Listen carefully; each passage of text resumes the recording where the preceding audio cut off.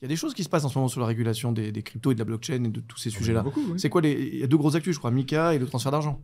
Oui, pour faire court, sur deux textes, on va pas faire du droit, mais grosso Monsieur. modo, c'est deux textes européens qui régulent l'activité et les prestataires dans le monde de l'intermédiation des cryptos.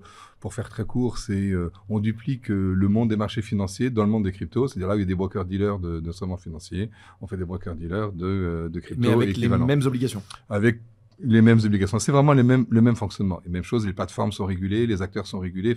J'ai pas regardé le détail, mais quand à un moment ça devait passer, il y a eu plein de levées de boucliers. Pour d'autres raisons, c'est pas pour D'accord. ce point-là du règlement MiCA fait pas du tout de problème. D'accord. Là où tu as un problème, on en parlera plus tard, c'est sur les stablecoins, justement. Tu as un gros débat parce que savoir si on va accepter ou non en Europe d'avoir des stablecoins en euros, c'est-à-dire un équivalent monétaire sans être une monnaie. Ça, il y a des gros débats avec la BCE et le BA d'un côté et puis les autres. Et puis, tu as à côté de ça tout le paquet de lutte contre le blanchiment, parce que finalement, le monde des cryptos, il est régulé plutôt tardivement, j'allais dire, en termes de régulation, mais il est régulé plutôt en bon timing, j'allais dire, en matière de lutte contre le blanchiment. Les premiers papiers du GAFI datent de 2014 quand même. Les premières recommandations du GAFI datent de 2015.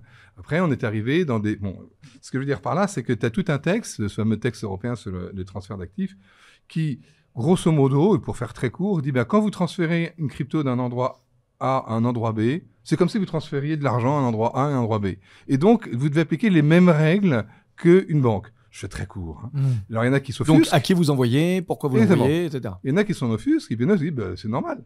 Mais en fait, ce que nous dit là-dessus ce texte européen, qui reprend le GAFI, qui lui-même reprend les règles américaines, parce que tout ça, finalement, ça vient des règles américaines, ils disent on va pas traiter les cryptos différemment que de la monnaie, pour faire court. Et c'est là où il y a un hiatus. Même si on n'admet pas que c'est une monnaie, Alors on n'admet pas que c'est une monnaie, c'est ça qui est assez mais on lui met drôle. le même corpus réglementaire. Exactement.